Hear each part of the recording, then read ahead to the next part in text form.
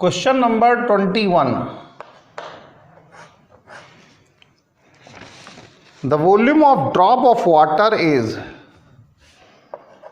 volume of one drop of water. ये given है आपको 0.0018 ml. Then the number of water molecules present in 2 drops of water at room temperature. तो volume of 2 drops of water 2 into 0.0018 ml. तो यहां से mass of 2 drops of water, ये 2 into 0.0018 ग्राम. क्यों? क्योंकि आपको पता है डेंसिटी ऑफ वाटर 1 ग्राम पर ml होती है. अब हमें निकालना है नंबर ऑफ वाटर मोलिक्यूल्स. हमें निकालना है नंबर ऑफ वाटर मोलिक्यूल्स. तो मोलर मास ऑफ H2O ये होता है 18 ग्राम पर मोल. इसका मतलब है कि 18 gram is equal to 6.02 into 10⁻23 water molecules. भैया 1 मोल इसे ही तो कहते हैं, इसे ही 1 मोल कहते हैं, इसे ही 1 मोल कहते हैं. तो सिंस 18 ग्राम इतना है तो 2 into 0.0018 ग्राम कितना हो जाएगा? 6.02 इंटू 10⁻23 डिवाइडेड बाई 18 आ जाएगा इंटू 2 into 0.0018 आ जाएगा. यही आपका आंसर होगा. जो ये वैल्यू है ये, इसको अवोगाड्रोस नंबर भी कहते हैं. तो हो ऐसा भी मिल सकता है, ये Na into 2 into 0.0018 divided by 18 ऐसा भी हो सकता है. ये भी आंसर हो सकता है, ये भी आंसर हो सकता है, क्योंकि अवोगाड्रोस नंबर 6.02 इंटू 10⁻23 होता है. अब चलते हैं क्वेश्चन नंबर 22 पर. ये क्वेश्चन नंबर 22 थोड़ा सा अलग क्वेश्चन है. ये तो यूजुअल सा क्वेश्चन था. 22 थोड़ा सा डिफरेंट है, थोड़ा अलग है, हल्का सा अलग बैठता है ये क्वेश्चन नंबर 22. क्वेश्चन नंबर 22 क्या कहता है कि अगर हम प्रोटॉन और न्यूट्रॉन के मास को चेंज कर दें.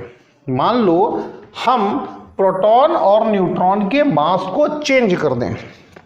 यहां पर क्वेश्चन नंबर 22 ये क्या कहता है? It is known that atom contain proton neutrons electrons if mass of neutron is assumed to be half. Mass of neutron ये अब पहले वैसे होता है 1.67 इंटू 10⁻⁻24 ग्राम होता है. अब हमने मान लिया एज्यूम्ड मास ऑफ न्यूट्रॉन, हमने मान लिया, ये मान लिया कितना? इसको हाफ कर दो. कह रहा हाफ कर दो भाई.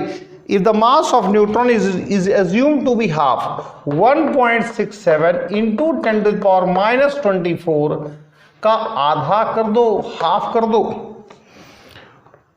Whereas the proton is assumed to be twice, proton को दुगना कर दो. यानी कि मास ऑफ प्रोटॉन जो है वो वैसे तो 1.66 इंटू 10⁻⁻24 ग्राम होता है. एज्यूम कितना कर लो? एज्यूम्ड मास ऑफ प्रोटॉन कह रहा है डबल कर दो, इसको डबल कर दो, 2 इंटू 1.66 इंटू 10⁻⁻24 ग्राम हो गया। तो अब कह क्या रहा है, तो कह ये रहा है कि original value of atomic mass of 6C14 will be, जो अब है वो और ओरिजिनल वैल्यू में क्या फर्क होगा। देखो यहां पर ओरिजिनल है, यहां पर ओरिजिनल कार्बन 6C14 है और यहां पर एज्यूम्ड है, एज्यूम्ड कार्बन 6C14। देखो जरा, ये एज्यूम्ड है, यहां पर नंबर ऑफ प्रोटॉन्स ये आपके पास 6 हैं, नंबर ऑफ न्यूट्रॉन्स कितने हो जाएंगे भाई, ये 14 माइनस 6 8 आ जाएंगे। तो अब आप देखो यहां पर वही सेम सीन आएगा, नंबर ऑफ प्रोटॉन्स जो है वो 6 हैं, नंबर ऑफ न्यूट्रॉन्स वो आपके पास 8 हैं, लेकिन मास का डिफरेंस आएगा, मास का, मास ऑफ प्रोटॉन्स कितना भाई, ये 6 into 1.66 into 10⁻⁻24, mass of neutrons ये कितना आएगा भाई, ये आएगा 8 इंटू 1.67 इंटू 10⁻⁻24, ये भी ग्राम में, ये भी ग्राम में, दोनों को जोड़ दो तो मास ऑफ एटम कितना आ जाएगा, ये हो जाएगा, मैं अप्रोक्सीमेशन ले रहा हूं, ये 14 इंटू 1.66 इंटू 10⁻⁻24 ग्राम आ जाएगा। दोनों को जोड़ दिया अप्रोक्सीमेशन लेकर के। यहां पर देखो बच्चों, प्रोटॉन के मास को कितना किया गया था, डबल किया गया था, डबल कर दिया गया था, जो था उसका डबल कर दिया गया था। तो यहां पर मास ऑफ प्रोटॉन अब कितना आ जाएगा भाई, कितना आ जाएगा, डबल कर दिया गया था, 6 इंटू 2 हो गया था, 2 इंटू 1.66 इंटू 10⁻⁻24 ये हो गया था। नहीं दिख रहा होगा तो बता देना, मैं नीचे लिख देता हूं, दिखने का इशू हो सकता है तो इसीलिए मैं नीचे लिख देता हूं। देखो भाई नीचे लिख देता हूं, कोई मैटर नहीं करता, नीचे लिख देता हूं। यहां पर मास ऑफ प्रोटॉन्स, जो सभी प्रोटॉन्स हैं उनका मास भाई कितना, इसकी मल्टीप्लाई कर दो ना इसकी, तो 6 इंटू 2 इंटू 1.66 इंटू 10⁻⁻24 ग्राम आ जाएगा। अब ये तो मास ऑफ प्रोटॉन आ गया। मास ऑफ न्यूट्रॉन्स अगर आप बात करोगे, ये तो आधा हो गया था ना पहले का आधा, तो 8 इंटू 1.67 इंटू 10⁻⁻24 डिवाइडेड बाई 2 आ जाएगा। बहुत आसान है। तो अब सबको ऐड कर दो तो मास ऑफ एटम अब कितना आ जाएगा भाई, ये तो नियर अबाउट कॉमन आ जाएगा ना, 1.66 इंटू 10⁻⁻24 कॉमन ले लो, ये 4 और ये कितना आ जाएगा 12, भैया ये 2 4 जा 8 और ये कितना हो जाएगा 12 हो जाएगा, 2 4 जा 8 ये 12 हो जाएगा। तो यहां पर मल्टीप्लाई किसकी हो जाएगी, 16 की मल्टीप्लाई हो जाएगी, 12 4 16 होता है। तो अब कितना चेंज हुआ है, यहां से यहां तक चेंज निकालना है, चेंज इंक्रीज हुआ है या डिक्रीज हुआ है। ऑब्वियस सी बात है कि इंक्रीज हुआ है। अब देखो ना, यहां 16 की मल्टीप्लाई हो रही है, यहां 14 की हो रही है, तो बड़ी छोटी सी बात है कि इंक्रीज हुआ है। तो इंक्रीज हुआ है, इंक्रीज हुआ है, तो इंक्रीज्ड मास कितना है, इंक्रीज्ड मास, इसे ही कंपटीशन कहते हैं बच्चों। इंक्रीज्ड मास कितना है भैया, देखो ना 16 माइनस 14 और कॉमन तो ये आ ही जाएगा 1.66 इंटू 10⁻⁻24 ग्राम। तो 12 4 16 ये 2 आ जाएगा, 2 इंटू 1.66 इंटू 10⁻⁻24 ग्राम, ये इंक्रीज हो जाएगा जो बढ़ेगा। अब वो पूछ रहा है कि कितने परसेंट बढ़ेगा, परसेंटेज पूछ रहा है, तो परसेंटेज इंक्रीज क्या आ जाएगा, परसेंटेज इंक्रीज, इंक्रीज जो हुआ है वो और जो पहले था जिसके रेस्पेक्ट में इंक्रीज हुआ है, जिसके रेस्पेक्ट में इंक्रीज हुआ है, किसके रेस्पेक्ट में, इसके रेस्पेक्ट में। तो 14 इंटू 1.66 इंटू 10⁻⁻24 इंटू 100 कर दो, इससे ये कैंसिल, यहां से 7 आ जाएगा, ये 100/7 आ जाएगा, यहां से आंसर मिल जाएगा।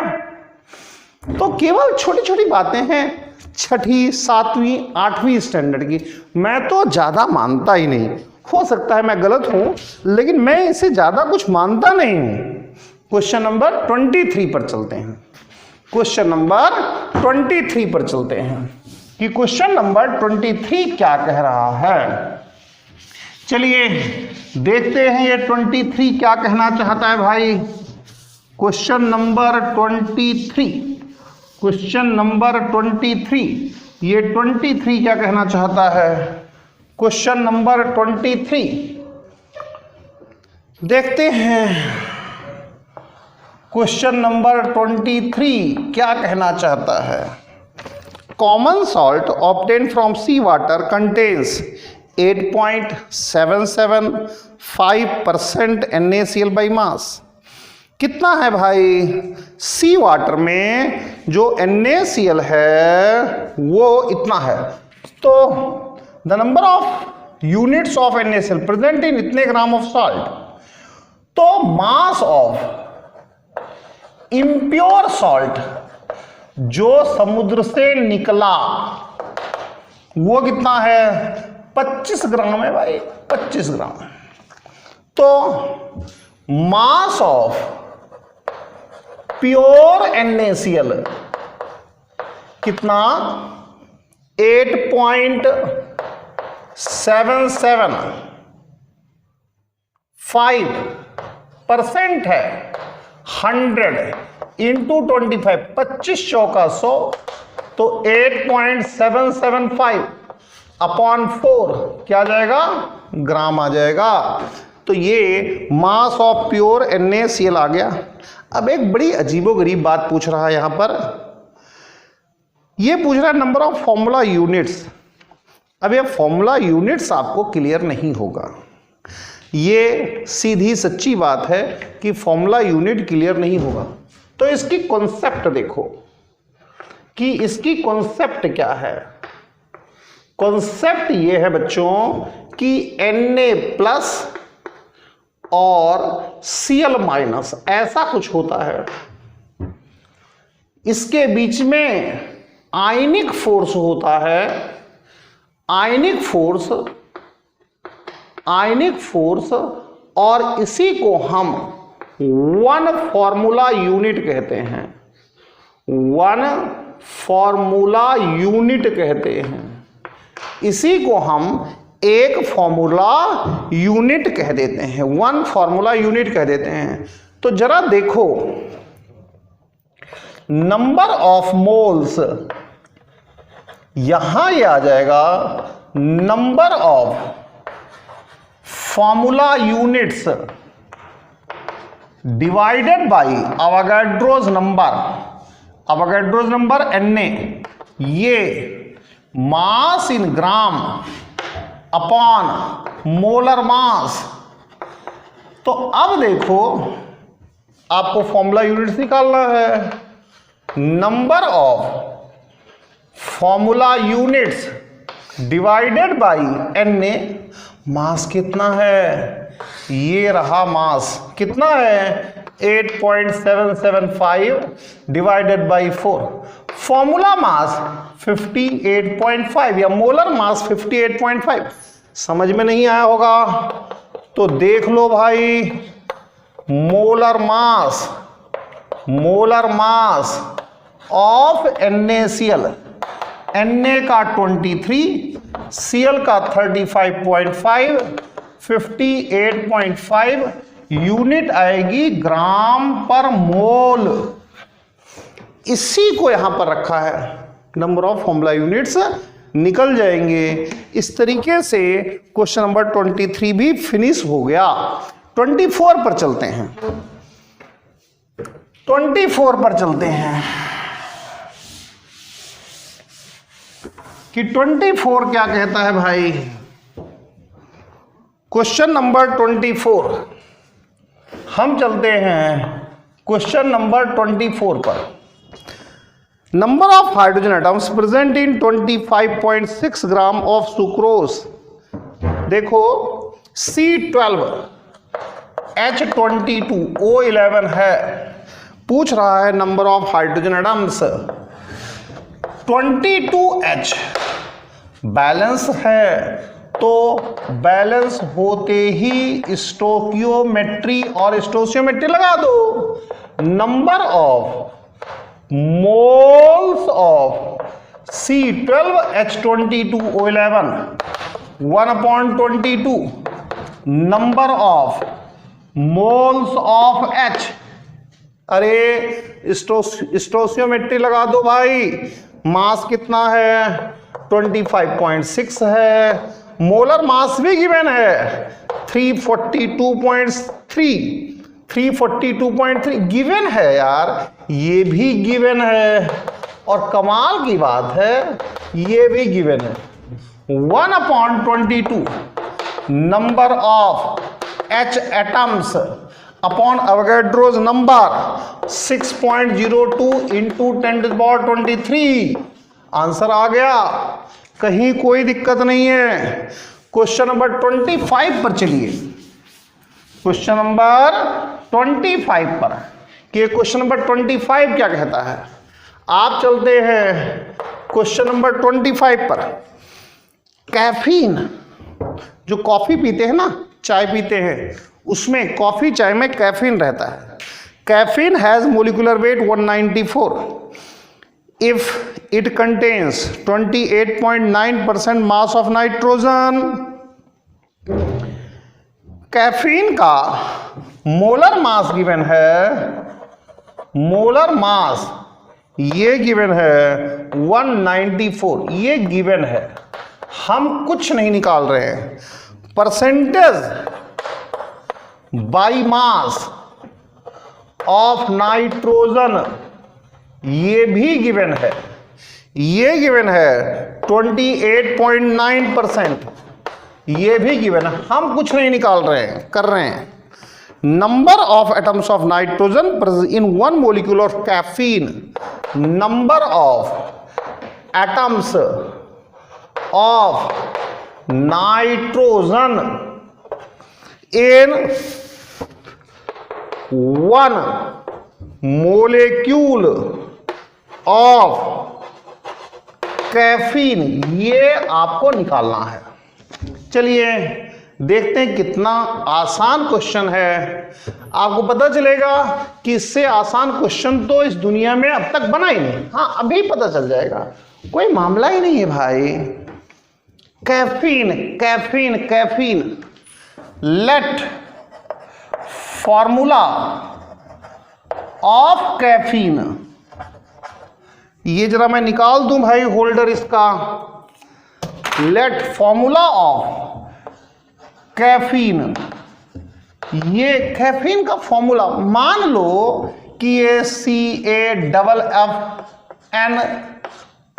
है। मान लो जैसे सुक्रोज का C12H22O11 होता है, ग्लूकोज का C6H12O6 होता है, स्टार्च का C6H10O5 का होल N होता है।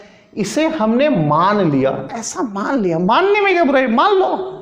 तो हम कह सकते हैं CAFNX, ये XN बैलेंस है नाइट्रोजन, तो बैलेंस होने पर स्टोशियोमेट्री लगा दो। बैलेंस होने पर स्टोशियोमेट्री लगा दो। Number of moles of caff NX is equal to 1/x into number of moles of N। अरे इसका मतलब है कि एक मॉलिक्यूल में n नाइट्रोजन एटम्स हैं। इसका मतलब है number of nitrogen in one molecule, ऐसा ये कितना है x। अरे भैया जैसे CO2 में कार्बन का 1 ऑक्सीजन का 2, पानी में हाइड्रोजन के 2 ऑक्सीजन का 1, C6H12O6 कार्बन के 6, हाइड्रोजन के 12, ऑक्सीजन के 6। तो ऐसे ही इसका यही मतलब है और कोई मतलब नहीं है। तो स्टोकियोमेट्री या स्टोशियोमेट्री लगाई तो ये आ गया। अब क्या करना है, इसका मास कितना है भाई। अरे भाई इसका मास 100 ग्राम ले लो, इसका मास 100 ग्राम ले लो ना, तो इसका मास कितना आ जाएगा, इसका मास 28.9 ग्राम आ जाएगा। परसेंटेज 100 पर भाई 2% का मतलब है 100 रुपए ले लो तो 2 रुपए ब्याज का देना पड़ेगा, इंटरेस्ट का देना पड़ेगा। तो पर 100 में कितना है, ये अगर 100 है तो इसमें इतना ग्राम नाइट्रोजन है, कुछ और नहीं है भाई। मास कितना हो गया 100, मोलर मास गिवन है कितना है 194, 1/x। इसका मास कितना है 28.9, मोलर मास कितना है 14 है ना, 14 नाइट्रोजन का 14, x की वैल्यू निकाल लो। सो मच इजी, कुछ है ही नहीं। 26 पर चलिए, क्वेश्चन नंबर 26 क्या कहता है। क्वेश्चन नंबर 26 पर चलते हैं। क्वेश्चन नंबर 26 क्या कहता है। क्वेश्चन नंबर 26 क्या कहता है, the density of water is 1 ग्राम पर ml। What is the volume occupied by 1 molecule of water. 1 molecule of water, अरे भाई गिवन क्या है, गिवन पता भी होता है। डेंसिटी ऑफ वाटर 1 ग्राम पर ml। हमें वॉल्यूम ऑफ 1 मोलिक्यूल निकालना है, वॉल्यूम ऑफ 1 मोलिक्यूल निकालना है।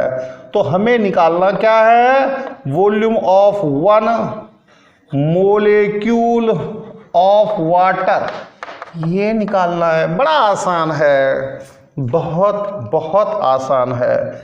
आपको पता है मोलिक्यूलर मास ऑफ वाटर 2 × 1 + 16, ये AMU, ये 18 AMU। और आपको ये भी पता है, बता दिया है कि 1 AMU 1.66 × 10⁻⁻24 ग्राम होता है। और ये क्या है, इसकी यूनिट क्या है। जब AMU में लेते हैं तो पर मोलिक्यूल होगा, ग्राम में लेंगे तो पर मोल होगा। मैं ग्राम से भी करके दिखा दूंगा, परेशान मत हो, पहले इससे कर लेते हैं। तो mass of 1 molecule of H2O, ये 18 × 1.66 × 10⁻⁻24 ग्राम आ गया। तो डेंसिटी इतनी है, तो volume of 1 molecule of water कितना आ गया 18 × 1.66 × 10⁻⁻24 ml आ गया। अब आप कहोगे कि सर देखो ये हमें समझ में नहीं आया, कहने में क्या बुराई है, कह सकते हैं आप। मैं दूसरा तरीका बता देता हूं। कोई बात नहीं, कोई इशू ही नहीं है, मत समझो। किसने कहा समझने के लिए? मैं सेकंड मेथड बता देता हूं जिसमें आप खुश रहें। मैं सेकंड मेथड बता देता हूं, सेकंड मेथड बताता हूं भाई, परेशान मत हो। मैं इतना ही रब करूंगा, ज्यादा रब भी नहीं करूंगा। और सेकंड मेथड हम डिस्कस करेंगे, सेकंड मेथड डिस्कस करेंगे। क्या मोलेक्यूलर मास, बिल्कुल आराम से, मोलेक्यूलर मास ऑफ वाटर, मैंने इस बार लिया है 18 ग्राम पर मोल। दोनों यूनिट ले सकते हैं, ये भी ले सकते हैं, ये भी ले सकते हैं, दोनों से सेम आंसर निकलेगा। इसका मतलब ये है कि मास ऑफ 6.02 इंटू 10⁻23 मोलेक्यूल्स, अरे इसे ही तो 1 मोल कहते हैं, यही 1 मोल कहलाता है, इज इक्वल टू 18 ग्राम है। इतने मोलिक्यूल्स 18 ग्राम, तो मास ऑफ 1 मोलिक्यूल ले लो, जबरदस्त है। तो 18 डिवाइडेड बाई 6.02 इंटू 10⁻23 ग्राम हो जाएगा। कैलकुलेशन करो, क्यों नहीं करते हो? 18 इंटू 1.66 इंटू 10⁻24 ग्राम ही आएगा। कर लो, कैलकुलेटर से कर लो भाई, नहीं होता वैसे तो। और वॉल्यूम ऑफ 1 मोलेक्यूल, इसको देखो तो डेंसिटी 1 ग्राम पर ml है, तो 18 इंटू 1.66 इंटू 10⁻24 ml आ जाएगी। जब डेंसिटी 1 होती है तो मास वॉल्यूम के इक्वल होता है। अब हम चलते हैं 27 पर, चलते हैं 27 पर, चलते हैं 27 पर। दोनों मेथड बता दिए मैंने, तीसरा भी बता सकता हूं, लेकिन शायद आपको समझ में आ गया होगा। ये सब कुछ कहीं जाकर के एक ही जगह मिल जाते हैं। सच्चाई है, कोई 2 मेथड नहीं होता है, एक ही मेथड है, एक जगह पर कहीं पर जाकर मिल जाते हैं। तो अब चलते हैं हम अगले क्वेश्चन पर। अगला क्वेश्चन क्या कह रहा है? 27 पर। 27 क्या कहता है? 25 mm into 40 mm into 0.25 mm thick gold plate है। तो कोई दिक्कत नहीं भाई, volume is equal to 25 mm into 40 mm into 0.25 mm। आपको कुछ नहीं करना है, इसे सेंटीमीटर में चेंज कर लो। 25/10 सेंटीमीटर, 40/10 सेंटीमीटर, 0.25/10 सेंटीमीटर, कुछ भी नहीं होता है। तो 25 into 40 into 0.25 into 1 2 3 10⁻³ cubic centimetre. तो आपको क्या करना है, इसको कैंसिल करके यहां पर लगा दो।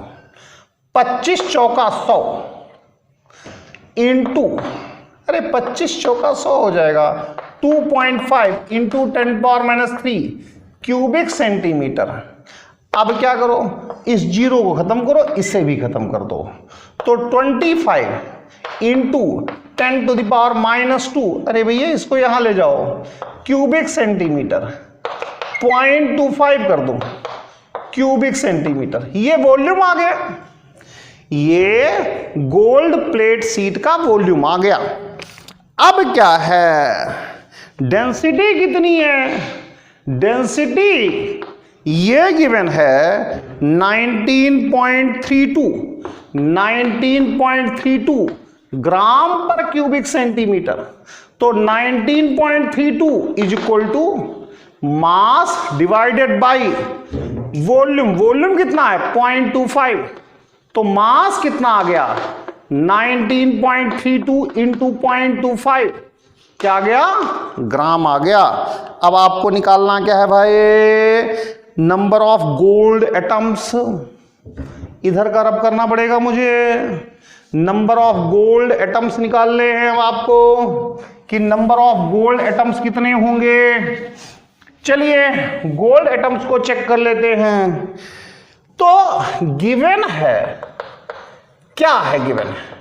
एटॉमिक मास ऑफ गोल्ड 197, हम लेते हैं यूनिट ग्राम पर मोल, ले लेते हैं यूनिट भैया।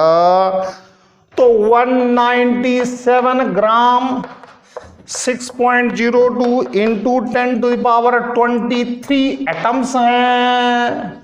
तो अब इसमें निकाल लो 93.32 इंटू 0.25 ग्राम कितना हो जाएगा 6.02 into 10⁻23 divided by 197 into 19.32 into 0.25 answer.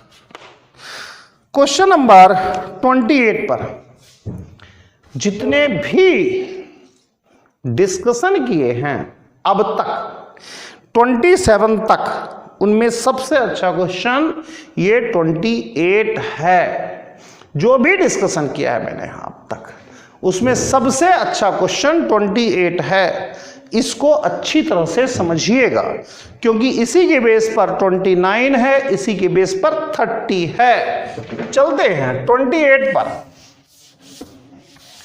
चलते हैं क्वेश्चन नंबर 28 पर कि क्वेश्चन नंबर 28 क्या कहता है। Question number 28, average molecular weight of air is 29। ये कह रहा है कि average molecular weight of air given है, average molecular weight of air ये दे रखा है 29। Assuming nitrogen and oxygen gases are there, which option is correct regarding the composition of air. कोई और इंफॉर्मेशन नहीं है, कुछ नहीं है, केवल इतनी है। क्या यूनिट लिया जाए? इसकी यूनिट ले लो ग्राम पर मोल। अब जो मैं तरीका बताता हूं, देखो मेरे मेथड्स यूनिक हैं। इस बुक का सॉल्यूशन भी इसी के बिल्कुल पीछे, क्वेश्चंस के पीछे, लेकिन मेरे मेथड्स अलग हैं, शॉर्टकट्स हैं, सिंपल हैं। तो मेरे मेथड का इस्तेमाल करो, आप फॉर्मूला पर मत जाओ। अरे भाई कुछ नहीं है, यहां पर हमने 29 ग्राम ले लिया, यहां पर हमने 1 मोल एयर ले लिया, यहां पर 29 ग्राम एयर है, ये है। अब मैंने क्या किया, इसमें W ग्राम नाइट्रोजन, तो 29 माइनस W ग्राम ऑक्सीजन हो गई। अरे भैया टोटल तो 29 है ना। इसमें मैंने क्या किया, X मोल्स नाइट्रोजन, तो 1 माइनस X मोल्स ऑक्सीजन हो गए, कुछ नहीं है। अब इसमें करना क्या है, moles of air, moles of nitrogen plus moles of oxygen करना है। अरे यार एयर किससे मिलकर बनी है? नाइट्रोजन ऑक्सीजन से। तो moles of air, moles of nitrogen plus moles of oxygen.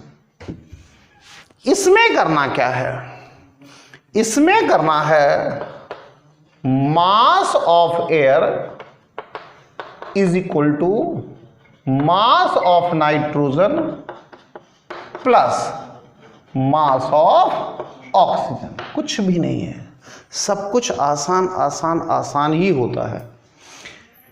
मास, ये मोल्स है तो मास अपॉन मोलर मास। मास कितना है भाई?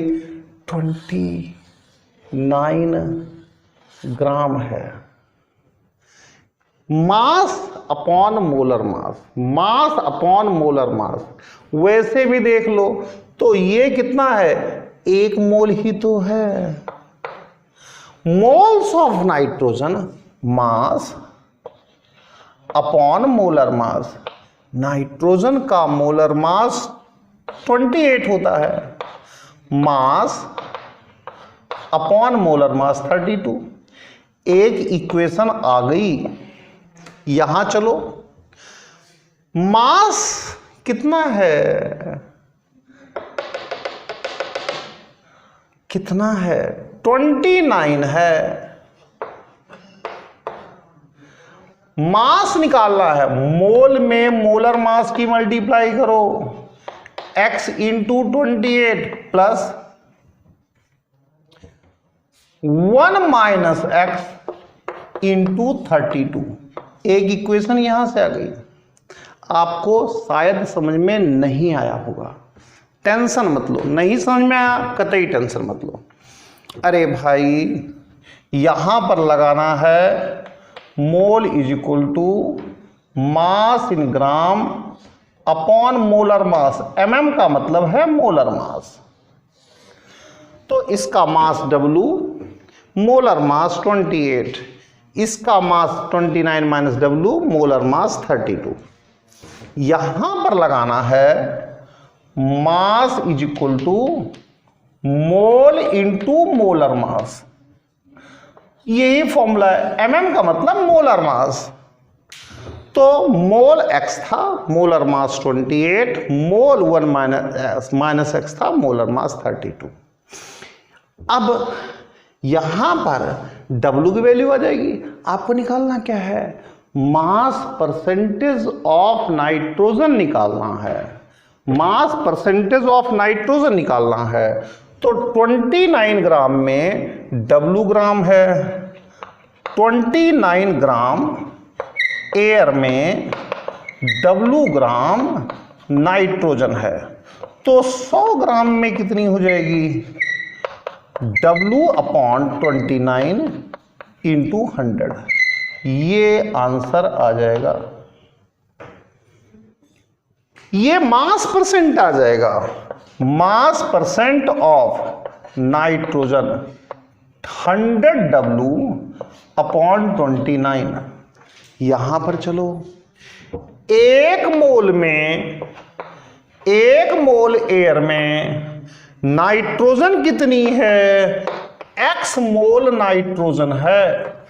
तो 100 मोल में 100x मोल नाइट्रोजन आ जाएगी।